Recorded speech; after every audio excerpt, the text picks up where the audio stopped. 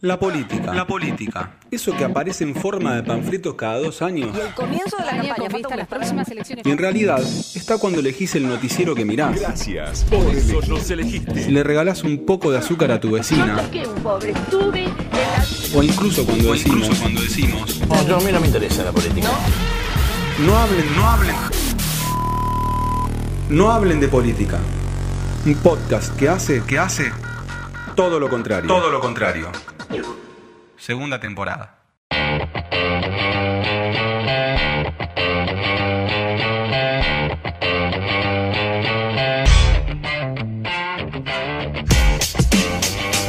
Bienvenidos y bienvenidas a un nuevo episodio de No Hablen de Política, episodio número 23 de esta segunda temporada en pandémica, podríamos decir. 23 episodios es un montón de episodios para hacer un balance y todavía no terminó el año y además arrancamos con los episodios de la segunda temporada, ya ha arrancado el año y ya ha arrancado nuestro querido podcast.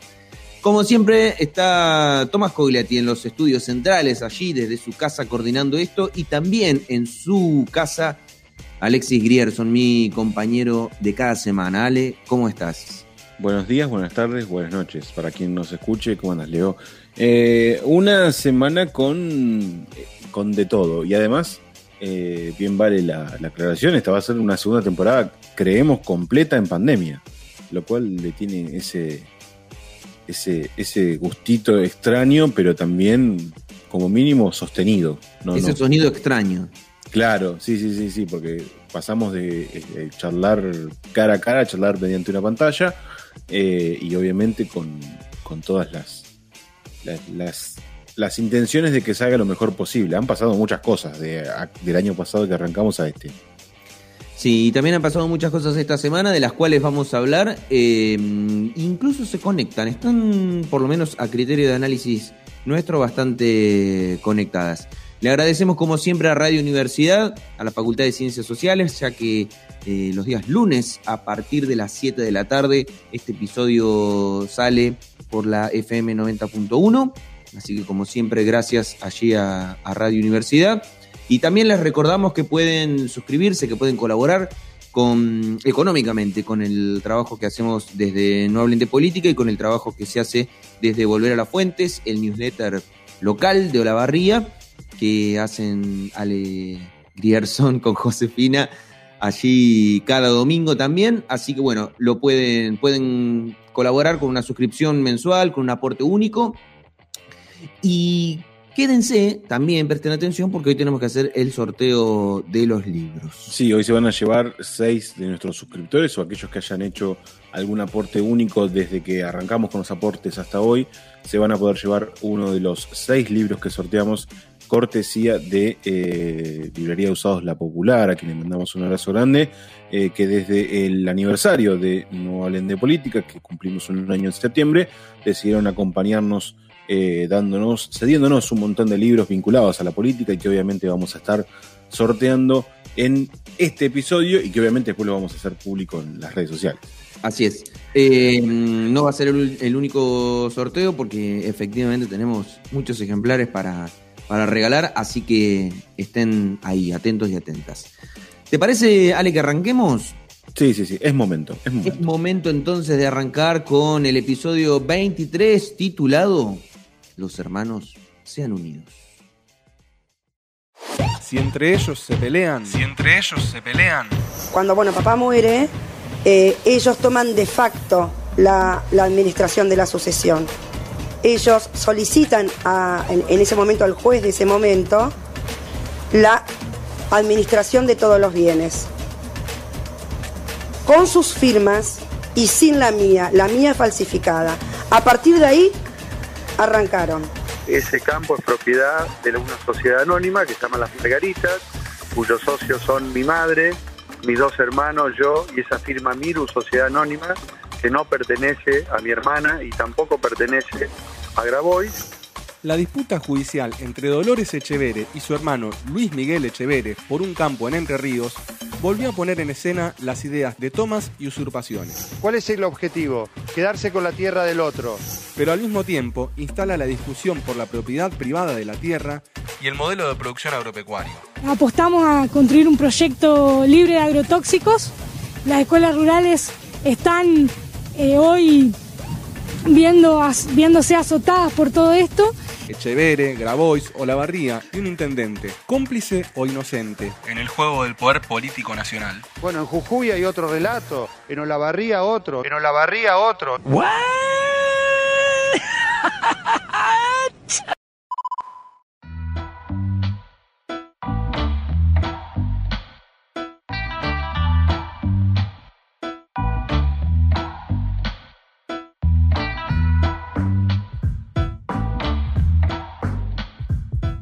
Bien podría ser una telenovela de corte mexicana o brasilera con peleas de hermanos, ocupación de un campo, situaciones de larga data, pero se transformó quizás en el tema político de la semana, donde incluye a Juan Grabois, conceptos tales como toma, usurpación, intentos de desalojo, la resolución de la justicia y todo un debate público acerca de la propiedad privada. ¿Cuánta cosa tiene tan solo, lo puedo decir yo, una pelea de hermanos?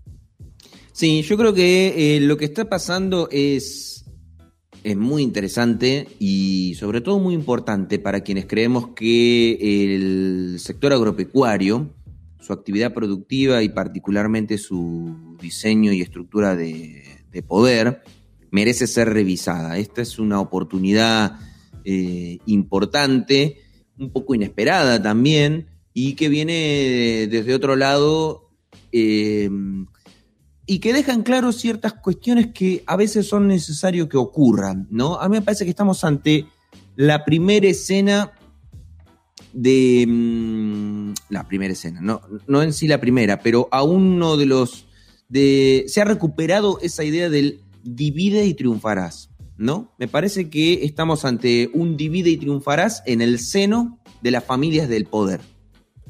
Y esto es muy importante, porque lo que está sucediendo con el caso Etcheverre sucede porque hay un divide y triunfarás, hay una ruptura en el núcleo de poder familiar.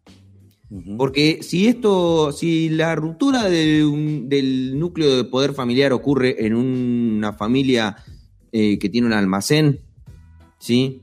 O vos que sos periodista, ¿no? La verdad, no le cambia la vida absolutamente a nadie. Absolutamente a nadie. De hecho, siempre, fin de año, hay siempre esos famosos memes del terreno de la abuela. Claro. Que hay peleas por el terreno de la abuela. Bueno, esto es lo mismo, solo que con los Etcheverre. Exactamente, solo que con los Etcheverre, con lo que eso significa. Yo en estos días decía, Etcheverre ya perdió, ¿no? Puse ahí en Twitter y no expliqué demasiado, pero en realidad no me refiero a Etcheverre en sí. Etcheverre puede incluso apelar e incluso dar vuelta la resolución, si quisiera. Está bastante difícil igual, pero supongamos que lo logrará. Etcheverre ya perdió en el sentido de lo que representa. Hay un nuevo, para mí, hito o un nuevo acontecimiento, para no exagerar, en materia de discusión sobre las cuestiones agropecuarias. Se vuelven a exponer ciertos mensajes, discursos, construcciones, sentidos, ¿no? Esos mensajes, esos discursos bastante patoteros que se vieron, que reflejan ciertas actitudes existentes, se pusieron de manifiesto en las pantallas, se pusieron de manifiesto en los mensajes de la comunicación de alcance nacional, y construyen sentidos, y construyen posicionamientos de la sociedad ante un escenario que, si no hubiese una ruptura intrafamiliar, no existiría esta discusión. Tal vez estaríamos discutiendo, ya en un plano un poco más, entre comillas, revolucionario en términos de una revolución tradicional, ¿no? Una toma y entonces una discusión entre están usurpando efectivamente, pero acá no ocurre eso. Entonces no le queda otro al poder que intentar disfrazarlo de usurpación para poder asociarlo a los sentidos más clásicos, ¿no? Del ataque a la propiedad privada. Pero fracasa rotundamente porque estamos ante una división de la familia del poder. Y eso es muy importante. Es un divide y triunfarás, es un los hermanos sean unidos porque esa es la ley primera. Si entre ellos se pelean, en este caso los devoran los de afuera, y bienvenido sea que los devoren los de afuera, al menos refiriéndonos a ciertas lógicas de poder que hoy se presentan en discusión. Estamos acostumbrados a, si uno hace repaso en la historia, a estos escándalos familiares que no vayamos muy lejos. El expresidente Mauricio Macri con su padre. No es casual tampoco que salga un libro vinculado a los hermanos de Mauricio Macri y toda la tradición de negocios que ha tenido la familia Macri a lo largo de sus vidas, ¿no? Porque, bueno, Franco Macri ha sido un empresario muy poderoso a lo largo de toda su vida, y Mauricio Macri es hijo de ese poder. Entonces, es interesante ver cómo situaciones, a mi entender, tan mundanas, tan cotidianas, una pelea entre hermanos, una pelea entre padres e hijos, algo que sucede en todos lados, en todos los niveles, haya tomado una semejanza, una impresionante escalada política en Argentina. Yo creo que hay un condimento que le suma a esa escalada política que tiene nombre y apellido, se llama Juan Grabois. Juan Grabois, que se manifestó a favor de la iniciativa de Dolores Echeverre, quien es la hermana de Luis y quien está en este campo de los Echeverre, y que justamente por ser de los Echeverre no implica una usurpación, está en su casa, ¿sí? Básicamente. Claro. Y la llegada de Juan Grabois empieza a hacerle, digo que no suene mal, pero sí me parece que es más claro decirlo así, empieza a serle útil para aquellos que quieren construir una historia vinculada a la usurpación y el ataque a la propiedad privada. ¿Es Juan Grabois eso? No. ¿Ayuda a construir esa teoría, esa hipótesis, esa realidad? Sí, ayuda y mucho. Tanto que empiezan a acomodarse las piezas de modo tal que hasta Olavarría queda implicada en esa movida de Luis Echeverre, que hoy es, si mal no recuerdo, es el presidente de la Sociedad Rural, fue ministro de Agroindustria de la Nación en la gestión Macri. Entonces, estamos hablando hablando mal y pronto, un peso pesado del poder argentino, y Juan Grabois, que es un dirigente que están, entre comillas, construyendo a base y semejanza de alguien que quiere meterse en las casas de las personas, usurparlas, decirle a la gente que tome terrenos. Bueno, lo que pasó en Guernica también tiene que ver un poco con la construcción de la figura de Juan Grabois. Y hay un episodio en Olavarría que es bastante curioso cómo se termina enganchando en la situación local, que a mi entender poco tiene que ver. Hay un solo punto en común entre la mesa de emergencia y Juan Grabois, que es la aplicación de la ley de hábitat, que los dos la están pidiendo, pero lejos queda de la participación activa de Juan Grabois en el hecho que se produjo durante la semana en Olavarría. Sí, no, de hecho no hay nula participación de Juan Grabois. Juan Grabois ni siquiera terminó opinando porque lo metieron de prepo en una idea ficticia de que estaba acá. Ahora, lo interesante para mí de lo que sucedió en Olavarría y que está atado con el caso Echeverre es que para mí no hay muchos elementos para dudar de lo que sucede a nivel local. Para mí hay una victimización del intendente ante una situación que no pudo manejar, porque no lo pudo resolver y provocó que haya un acampe en la vereda del municipio durante semanas, sin darle solución habitacional a 7 familias que estaban solicitando poder mejorar las condiciones de vivienda o acceder a alguna vivienda que les permita vivir con dignidad. Era lo único. Como no le daba curso a darle solución a eso, creció, y cuando se generó un conflicto que provocó una sentada al interior del municipio, el intendente optó por una victimización de que había sido usurpado el Palacio Municipal, ¿no? El edificio municipal. Y llamó mucho la atención la utilización de esa palabra. Y sobre todo, terminó de cerrar la sospecha cuando uno vio cómo automáticamente, a partir del uso de la palabra usurpación, llegó una catarata de solidaridades del ámbito político del PRO específicamente, ¿no? Condenando la supuesta usurpación de la municipalidad, metiendo a Grabois, ¿no?, en el conflicto de 7 familias que estaban pidiendo mejorar las condiciones habitacionales en las que estaban, ¿no?, en Olavarría, y tomar una escalada nacional con medios porteños que inventaron directamente ya noticias tipo quieren matar al intendente, o sea, cosas absolutamente delirantes, pero que uno solo las puede explicar, mejor dicho, en el escenario de alcance nacional. No las puede explicar en el escenario local, porque en el escenario local es muy claro. Para quienes medianamente se interiorizan de lo que pasó, muy medianamente, se dan cuenta que todo eso es falso, que no hay usurpación, que no querían matar al intendente, ¿no? Ridículo. Entonces, cualquier olavarriense que presta atención a lo que pasó dice, che, la verdad que lo que están diciendo no es verdad. O sea, paradójicamente, ¿no? Lo que están diciendo no es verdad. Ahora, eso lo puede decir un olavarriense. Pero alguien que no vive en Olavarría, ¿qué mensaje tiene? Que quisieron matar al intendente, que quisieron usurpar el municipio, ¿no? Que Juan Grabois estaba metido en Olavarría. Entonces ahí uno dice, bien, a Olavarría no le sirve al resto del país. ¿A qué intereses responde la victimización del intendente? Y hay 2 caminos.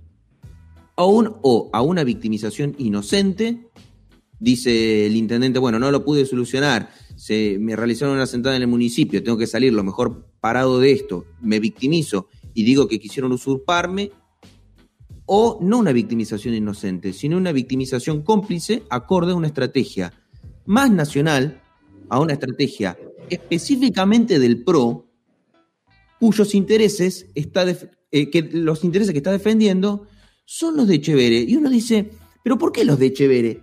Sí, y ahí es cuando uno habla de las familias del poder, porque no es cualquier Echeverre, ni siquiera es Echeverre por Echeverre, es lo que representa, los intereses que representa.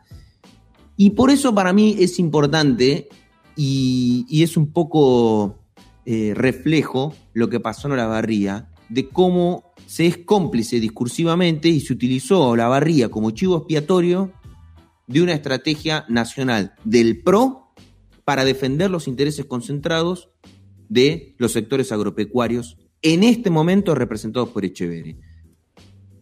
Sí, coincido. Y agrego otro detalle, digo, también es mezclar, que eso también fue interesante, mezclar lo que sucedió con el violento accionar policial contra los skaters que estaban protestando. Se mezclaron los reclamos, y en ese mezcle de reclamos el concepto violencia apareció un poco más claro a favor de esta potencialidad en torno al discurso de quisieron tomar la municipalidad con violencia, ¿no? Insistimos, y yo por ahí complemento lo que comentaba Leo, digo, a un vecino de Capital Federal o a un vecino de Santa Fe, no sé si tiene absolutamente, y no la tiene, no, está claro, digo, pero vamos a ponerle el no sé si tienen claro que en paralelo a la protesta, a la sentada de la mesa de emergencia, hubo otra protesta de skaters que denunciaban violencia institucional por parte de un policía, y además después en el momento se sumó otro caso, y que coincidieron en las puertas del Palacio San Martín la protesta de la mesa de emergencia con la de los skaters. La de los skaters levantó un poco en agresividad o en los reclamos, intervino la policía, terminó arrojando gas pimienta, bueno, digo, eso yo no lo sabe un vecino de otro lugar, y eso fue lo que generó que se mezcle más fácil. Incluso para el que estaba en Olavarría era confuso lo que estaba pasando. De hecho, casualmente nosotros hicimos un rearmado con Josefina en Volver a las Fuentes, donde hasta gente que se suele informar medianamente con habitualidad se encontró con una situación que por ahí hasta desconocía. Digo, mezclar los reclamos generó mayor confusión y generó que, bueno, algunos creían que habían reprimido a la mesa de emergencia, otros que habían desalojado a la mesa de emergencia dentro del Palacio San Martín, otros, bueno, toda esta confusión que se generó que al final le sirvió a sostener este discurso a nivel o en los medios de alcance nacional y a nivel nacional de que Grabois estaba en una ofensiva contra algunos sectores más vinculados al PRO y ponían 3 ejemplos, el ejemplo de Echeverre, el ejemplo de Gali y el ejemplo del intendente de Junín, donde el MT también realizó una protesta dentro de la municipalidad y fue tomado como una toma, justamente. Sí, en todo caso donde el MT realizó, porque también, porque acá no realizó, no realizó ningún tipo de actividad similar ni no similar. Ahora, Echeverre menciona a Olavarría como un ejemplo más. Por eso yo digo que lo interesante de esto y la oportunidad que existe de poder desarmar lo discursivo y la estrategia política que se presenta detrás y que tiene al intendente, a Ezequiel Gali, como principal cara y mensajero de esto, que tiene 2 caminos: o lo hizo inocentemente, asociarlo al discurso del PRO de las tomas y usurpación, o lo hizo siendo cómplice, sumándose a la estrategia de su partido político de denunciar en relación a la defensa de intereses. ¿Esto qué demuestra? ¿Cuáles son los intereses que defiende el PRO? Esto es lo maravilloso de lo que se expresa. Y que Olavarría funcionó como tablero de ajedrez o como chivo expiatorio para otros intereses que ni siquiera son los propios, ni siquiera son los intereses locales. Olavarría fue víctima de un uso político encabezado por su propio intendente de intereses partidarios asociados a intereses corporativos agropecuarios. Esto es lo más interesante y lo necesario o revelador para mí que se puede extraer de lo que pasó esta semana.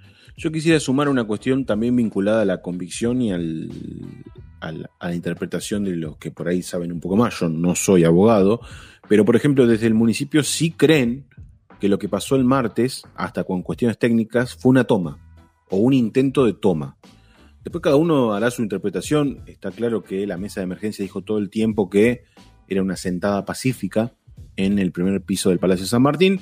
Desde el municipio se sostiene hasta con cuestiones vinculadas a lo legal de que fue un intento de toma, porque en esa amenaza de que no nos vamos hasta que nos atienda el intendente, se hablaba de quedarse a dormir, quedarse todo el tiempo que sea necesario ahí adentro, lo cual configuraría técnicamente una toma. Eso me parece que es un poco más claro que la usurpación, que eso está claro que no lo fue nunca, y ni que hablar de por la fuerza. Si uno hace la reconstrucción de los hechos, la mesa de emergencia entró por la puerta al municipio y la puerta estaba abierta y entraron 20 personas y nadie las detuvo y nadie nada. Subieron la escalera y se sentaron en el pasillo que da al despacho del jefe comunal.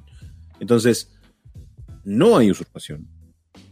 ¿Podemos discutir el intento de toma? Yo considero que no, pero legalmente se puede entender que sí, que eso me parece que va por otro camino, y después todo lo demás es simplemente, me parece, y no es por simplificar, pero es simplemente una pelea de hermanos. Dicho todo esto, y obviamente dejamos la puerta abierta a... Guarda con quién puede entrar si deja la puerta abierta. Sí, a ver si nos toman claro. Donde estamos. Un capítulo para hablar es el de la violencia, ¿no? La violencia como chivo expiatorio o la violencia como ejecutora de reacción política, y que muchas veces se produce porque la acción política no estuvo. Exactamente. Dicho todo esto, también tenemos que discutir otras violencias y otras situaciones que pasaron en la semana en el tema número 2. La ley primera. La situación económica del país es noticia todos los días. Dólar. Ya terminé la columna. El dólar, 195. ¿Estamos en el horno? Estamos en 200 pesos, ¿no? Sí, claro. Finalmente. 190, a ver. Será la semana que viene, tal vez. 195. Sí, hay como una sensación de que algo va a pasar y no sabes qué es lo que va a pasar, ¿no? Como que, una tensa calma. Y cada 3 pasos que es, ¿cuándo chocamos? ¿Cuándo chocamos? Y todos te preguntan, ¿y cuándo devalúan? ¿Y cuándo devalúan? Que lo que va a venir en materia de dólar e inflación va a ser inexorablemente peor que lo que ya vivimos. La necesidad de dólares, las presiones por una devaluación y la firmeza de Guzmán para evitar ese desenlace. Yo le digo al mercado y le digo a la gente, la política cambiaria va a seguir siendo la misma que venimos manteniendo. ¿Por qué? Porque tenemos con qué. Porque nada ganaríamos devaluando. Porque devaluar no es una solución. Porque a lo que lleva es a más inflación. Y si hay más inflación, el poder adquisitivo del salario es menor. La gente va a poder comprar menos cosas. Va a estar peor y va a haber menos demanda y los negocios van a vender menos. Y las empresas van a producir menos. Entonces la devaluación no es la solución. Y como hoy tenemos con qué, eso no lo vamos a hacer a pesar de la brecha. Un frente financiero, económico y social sensible que genera incertidumbre y expone a quienes pueden generar dólares y no colaboran.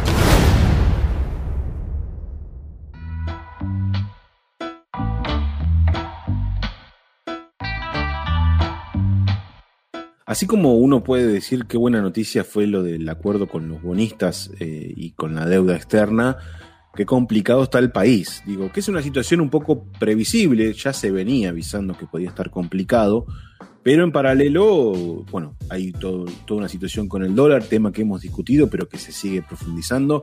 Hay toda una demanda que está creciendo en torno a las necesidades, en torno a la inflación y en torno a complicaciones a la hora de llegar a fin de mes.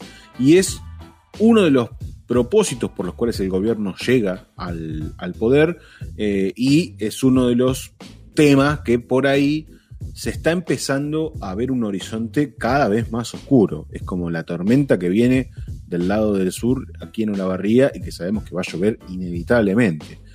Qué complicado que está gobernando. Qué complicado que es, hace unos episodios atrás, decir que el gobierno va a hacer una buena elección el año que viene, ¿no? Alguien podría decir, me apuré, te apuraste, lo dijiste porque es más una sensación de deseo que una sensación de análisis fáctico de lo que ocurre, pero la realidad es que si uno analiza fácticamente lo que ocurre y no se podría llegar a visualizar un escenario electoral exitoso para el gobierno con aumento de pobreza, aumento de desocupación, aumento de la inflación, un dólar por las nubes, caída de la industria. No es como que vos decís, che, ¿qué elemento existe para que el gobierno exitosamente resuelva las elecciones el año que viene? Aún así, lo voy a seguir sosteniendo. De terco, no, pero porque tengo otros elementos que ya los dije, igual que los mencioné, que es que el escenario va a cambiar el año que viene. Digamos, todo me indica que el escenario va a cambiar el año que viene. Pero no obstante, como eso es futurología, hablando de lo que sucede hoy, a mí me resulta impactante escuchar a Guzmán con tanta serenidad a la que nos tiene acostumbrados decir no vamos a devaluar. Me sorprende porque claramente está flanqueado por todos lados buscando que haga justamente eso, que devalúe. Porque la presión que está existiendo es para que se devalúe. Ese es el objetivo que se está buscando. No tiene dólares, queremos que se devalúe, y acá me gusta atar este tema con el tema anterior. ¿Por qué? Porque el tema anterior hablaba al margen de la pelea entre los hermanos Echeverre, el programa, el proyecto Artigas, ¿no? Y lo que sucede particularmente con el sector agropecuario y con la tradición política incluso que existe en relación al sector agropecuario, esta idea del campo somos todos. Bueno, al campo se le está pidiendo que liquide, porque la Argentina necesita dólares, necesita contener la situación financiera que tiene, producto de una tragedia político-económica de hace 4 años atrás y producto de una tragedia social y económica principalmente, además de política, pero eso vamos a dejarlo al margen, producto de una pandemia, en el medio de una renegociación de una deuda con los bonistas que ya se realizó y en el medio de una renegociación de la deuda con el Fondo Monetario Internacional. La Argentina, el país, la nación, la patria, ¿no? Para ponerlo en todos los distintos elementos, está necesitando que sus integrantes que le pueden otorgar dólares liquiden. ¿Qué hacen? No liquidan. Entonces, ¿dónde está el sentido patriótico? ¿Dónde está el sentido el campo somos todos? No, no somos todos el campo, son ese pequeño grupo, ¿no?, de dueños de la tierra que hace y deshace lo que quiere, independientemente de si el país necesita o no de su colaboración. Ya que hablamos de patria, yo quisiera traer a colación otro concepto así como bien nacional, que es el de tradición. Se había vuelto una nueva tradición para los argentinos, que, sobre todo en el gobierno de Macri, que se le exija al campo liquidar, pero que el campo le diga, bueno, vamos a esperar que suba un poquito más el dólar y liquidamos un poco más. O sea, lo liquidan a mejor precio. Esa tradición se volvió tan tradicional que en este gobierno pareciera que están buscando lo mismo. Es decir, devaluar un poco, y una vez que se devalúa un poco, ahí se liquida, porque si devalúas un poco más y liquidas, significa que vas a tener más ingresos, sobre todo en pesos. ¿Sí?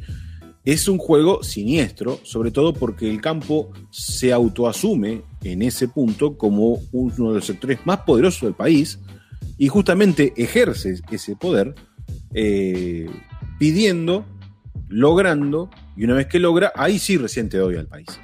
Yo de todos modos quisiera señalar, más allá de que el campo somos todos, yo le daría la derecha al campo diciendo el campo hoy es todo. ¿Por qué? Porque se necesita imperiosamente la necesidad de esos dólares, y el campo lo sabe. Entonces, si el campo lo sabe, va a ejercer todo ese poder sobre un gobierno, primero, con el que no coinciden ideológicamente. No, eso en principio. Ha quedado bastante claro. Y segundo, con el que tienen la herramienta para verlo tambalear. Entonces, digo, si no coincidís ideológicamente, no querés que estén ahí, y encima vos tenés cómo, está claro que no van a liquidar.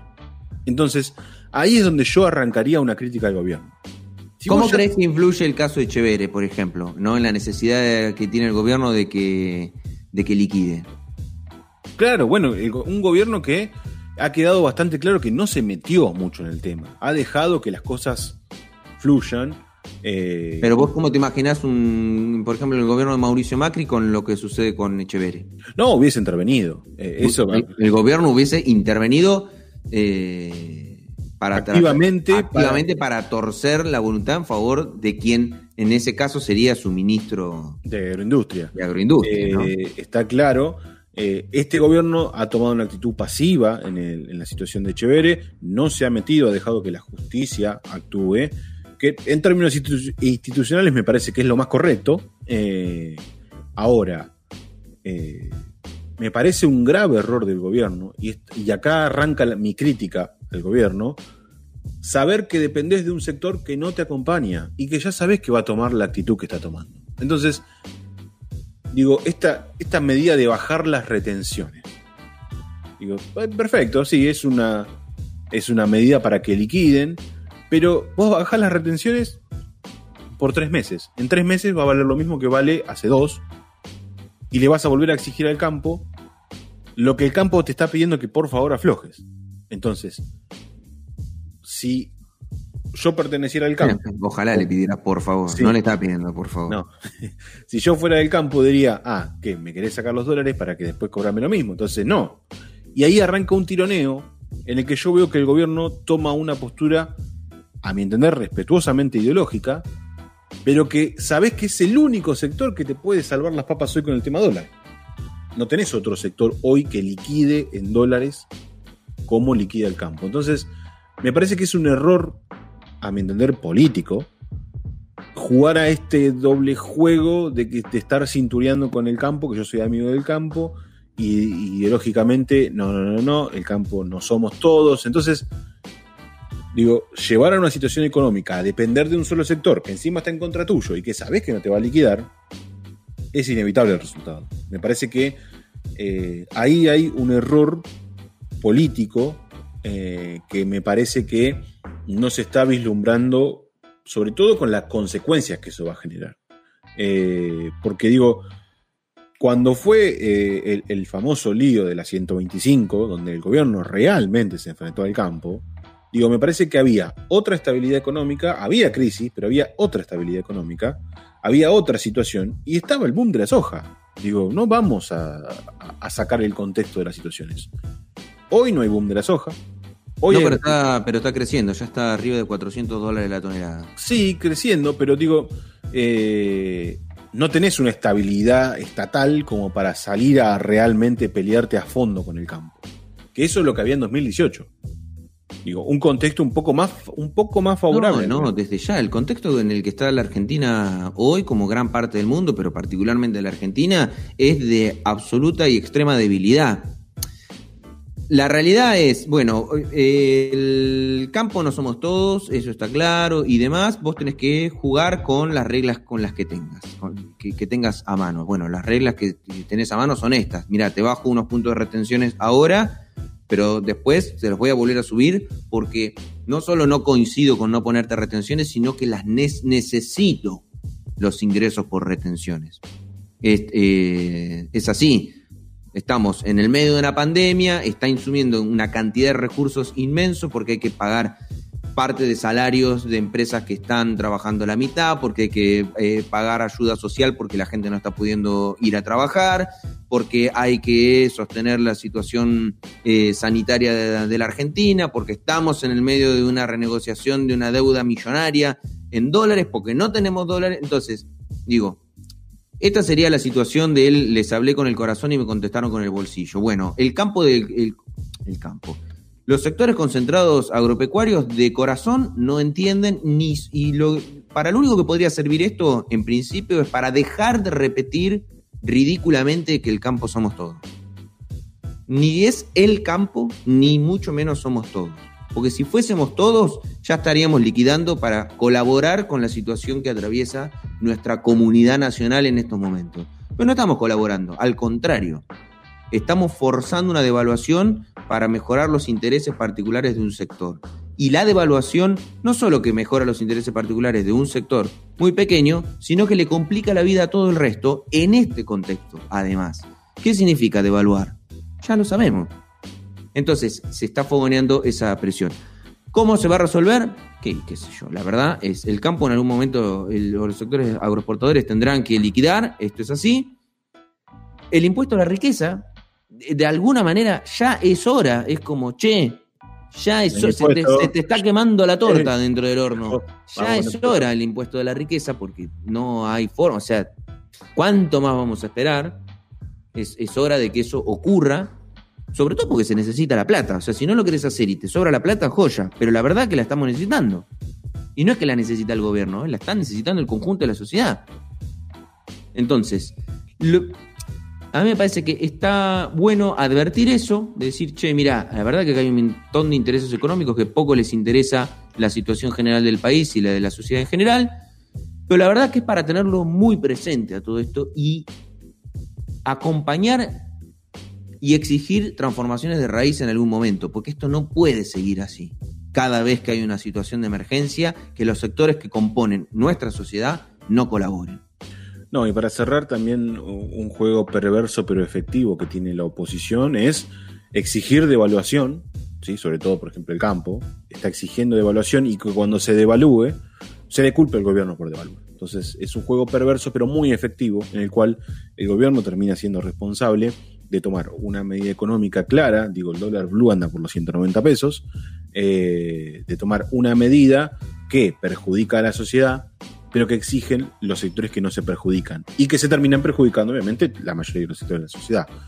Está claro que hay intereses ideológicos muy fuertes y está claro que eso parece insalvable. Entonces, ahí es donde debe mediar la política, ahí es donde debe actuar en beneficio, sobre todo en estos tiempos, en tiempos de emergencia y en tiempos de pandemia y de necesidad de las clases más bajas y más populares de nuestro país. Y es una discusión que obviamente vamos a continuar, que no queda acá nomás en estos minutos de charla, y continuaremos en otros episodios. Por lo pronto tenemos un tercer tema que tiene que ver con economía, que tiene que ver con política, y lo hemos denominado el tema número 3. ¿Los devoran los de afuera? Con visita al linda que tienes ojos de guapurú. El arrasador triunfo de Luis Arce en Bolivia fue celebrado en el país vecino y también en la Argentina. Es un triunfo del pueblo boliviano, recuperamos la democracia, recuperamos la patria. Ahora la tarea va a ser reconstruir la economía, reconstruir la salud, reconstruir la educación para todos los bolivianos. Y esa foto, por supuesto, de Alberto Fernández con Evo Morales habla por sí sola. Digamos, la reacción del gobierno argentino hoy, después de la elección, fue muy positiva. Alberto Fernández acertó con su política exterior luego de las críticas internas y externas. La protección de Evo Morales, el agradecimiento y la posibilidad de recuperar una sintonía política en la región capaz de hacer frente a los desafíos del presente.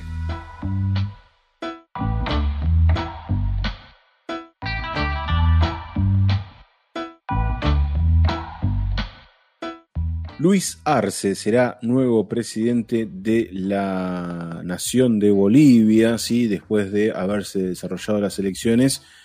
Digo, ¿y qué panorama el internacional? Sobre todo porque en momentos tan complejos como este, no solo por la pandemia, sino también por la crisis, es importante empezar a contar con algún aliado vinculado a lo internacional. Si bien el presidente Alberto Fernández se asentó y obviamente se afianza la relación del Grupo de Puebla, tener a Bolivia nuevamente en el mismo costado ideológico es una buena noticia, sobre todo para los tiempos que vienen. ¿Vos cómo lo viste, Leo? Bueno, en principio hay que decir que en términos nacionales, en principio hay que decir que la verdad que fue un batacazo,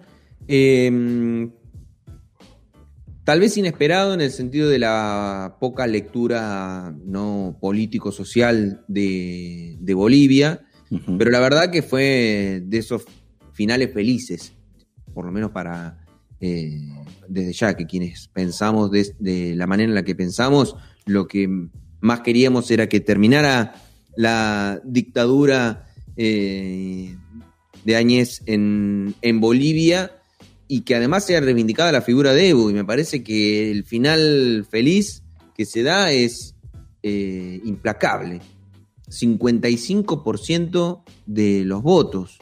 O sea, no pudieron ni bajándose los candidatos de la oposición, se terminaron bajando todos porque no llegaban, y la verdad que no sé si efectivamente sabían que podía pasar un resultado de estas características, pero la voluntad popular se expresó de manera contundente en Bolivia, y ahora sí, yendo al plano nacional, es un excelente triunfo de política internacional de Alberto Fernández. Excelente triunfo, sobre todo en un contexto en el cual fue muy cuestionado por los propios, ¿no? Hace apenas unas semanas atrás. La verdad que en materia de coherencia ideológica, de riesgo internacional, ¿no? De haber brindado asilo político a Evo Morales, haberse puesto al frente de esa discusión y que resulte de esta manera, es un triunfo de la política internacional de Alberto Fernández, un triunfo político, ideológico y un mensaje puertas adentro, me parece también. Sí, a ver, también tener en cuenta primero cómo termina Evo Morales en la Argentina, digo, fue a México primero, termina generando un asilo político que duró hasta estos días, probablemente en algunos meses o en un mes nomás, porque bueno, el intercambio, el pase de poder va a ser en un mes, se producirá probablemente el regreso de Evo Morales a Bolivia. Digo, también un acierto en lo económico. Si ustedes recuerdan lo que pasaba en tiempos donde gobernaba Cristina Fernández de Kirchner, Lula da Silva, el mismo Evo Morales y otros tantos, Hugo Chávez, digo, se había afianzado una política económica en un cierto sentido, ¿sí? No, digo, uno podrá estar a favor o en contra, pero sí estaba clara la política económica, estaban claras los posicionamientos y estaba muy claro toda la cuestión vinculada a las alianzas económicas, por ejemplo, con Bolivia, como bien lo charlábamos previo al episodio con Leo, con el tema del gas. Digo, volver a contar 100% con esos aliados económicos es una buena noticia para nuestro país, sobre todo para entender que si hay alianzas estratégicas vinculadas a la energía, habrá obviamente beneficios productivos, esos beneficios productivos otorgan trabajo, se empieza a reactivar esta cadena económica que tanto venimos hablando acerca de la reactivación, y tener aliados internacionales es muy positivo, es muy bueno. Cuando se ha puesto tan en discusión esta cuestión vinculada a la alianza con Brasil y a todos los perjuicios que estaba generando la presidencia de Bolsonaro, sobre todo con Argentina, quien es su principal aliado económico, creo que lo de Bolivia empieza a dar un poco de horizonte a una coincidencia en las políticas. Primero, obviamente, entiendo que Bolivia va a tener que reacomodar un montón de cuestiones vinculadas a su sociedad. También hay una crisis importantísima en el vecino país, también está en pandemia, y obviamente esto es una construcción que se deberá dar con el tiempo. Yo creo que también no hay que desestimar lo que pasa con el Grupo de Puebla, con estos presidentes, expresidentes que están llevando adelante líneas e ideas, y quizás en los últimos días también aprovecharon para dar su gran golpe político, por lo menos hasta ahora, que es el de pedirle la renuncia a Almagro de la OEA, sobre todo porque la OEA fue la principal organización que salió a denunciar un fraude en Bolivia que, a vistas de lo que pasó la semana pasada, no es tal, ¿sí? Porque de hecho los números que brindaba como fraude la OEA fueron exactamente los mismos que ponen a Luis Arce como presidente de Bolivia. Entonces, incluso más abultados, ¿no? Claro. Entonces, me parece que el Grupo de Puebla no es para desestimar, sobre todo por el gran golpe político que da a continuación, que es pedirle la renuncia a Almagro, que es mexicano, y que uno de los líderes de Puebla es el gobierno mexicano. Entonces, es interesante ver esa movida, ver lo que está aconteciendo en la política internacional y ver cómo se están reacomodando las piezas en Latinoamérica de cara a un futuro oscuro, no solo para Argentina, sino para toda Latinoamérica, independientemente de la presidencia de Bolsonaro y de que Estados Unidos elegirá nuevo presidente en apenas un mes.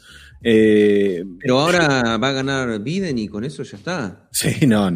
Biden es ¿Cómo que no? Es como un primito de Trump. Y todo el mundo es demócrata. Todo el mundo quiere que está haciendo fuerza para que gane Biden.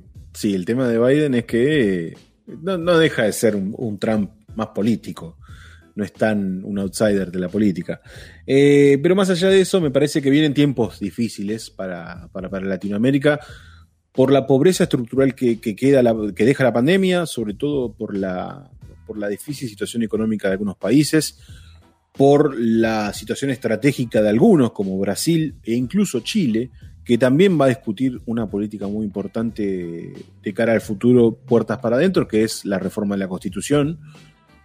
Hay toda una movida, ni que hablar lo que está pasando en Venezuela con Maduro, que eso genera sensaciones encontradas en los presidentes latinoamericanos.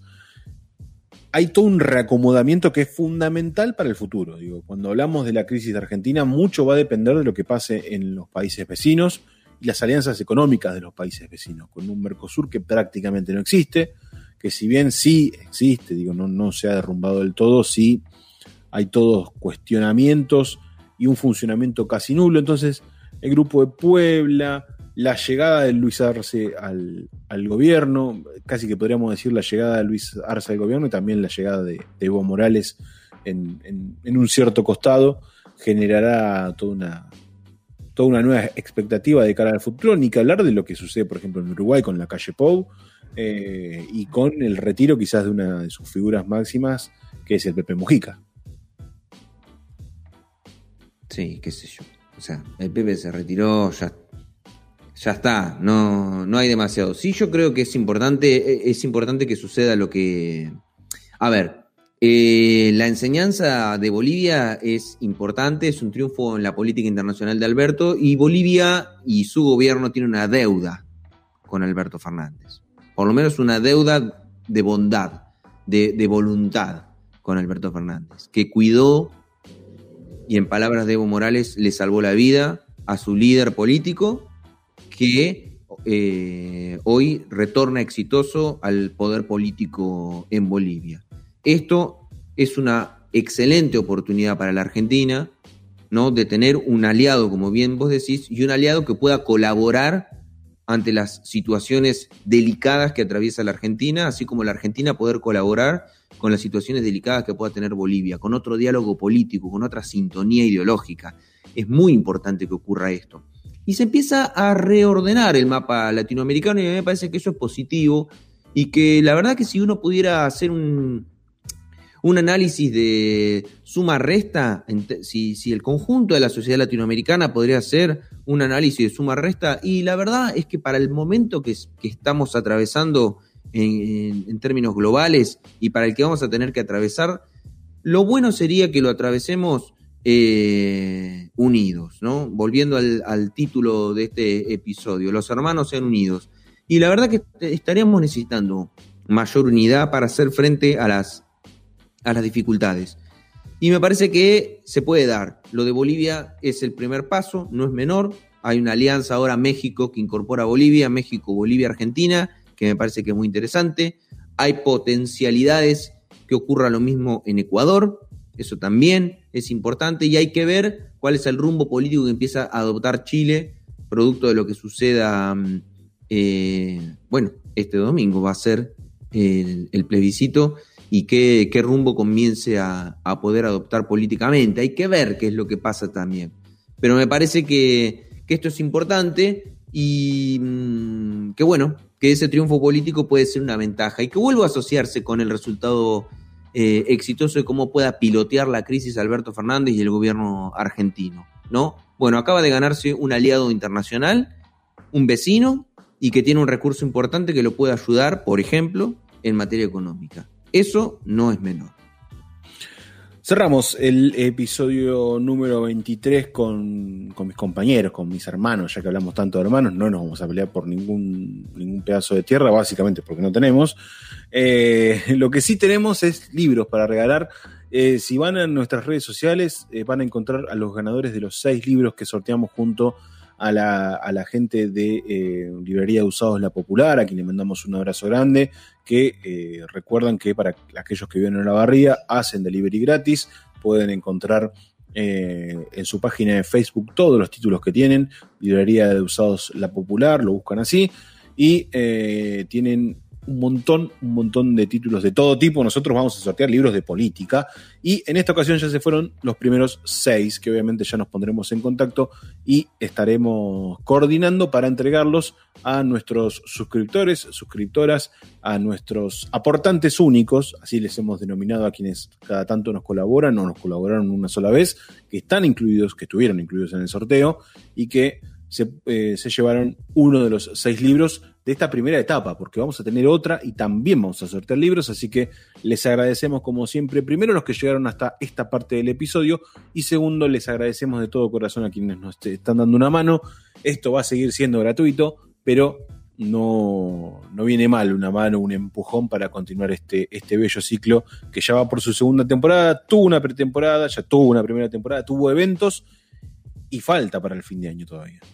Vamos a tener que bajarle las retenciones para que nos aporten más. Sí, exactamente. ¿No? Después la subimos. Después se la subimos. Claro, por 3 meses le podemos bajar las retenciones y después... Por lo pronto nosotros nos volvemos a reencontrar el próximo domingo con este bello ciclo que va a continuar como mínimo hasta fin de año y hemos denominado No Hablen de Política. Si llegaste hasta acá es porque escuchaste un nuevo episodio de No Hablen de Política. Te escuché, Tatú. Nosotros no somos ninguna rata, amigo. Acordate de seguirnos en Facebook y en Spotify como No Hablen de Política. En Twitter nos encontrás como No Hablen de Poli y en Instagram como Hablen de Política. Sí, ya sé, es un quilombo, pero nadie dijo que hablar de política era fácil. Hasta la semana que viene.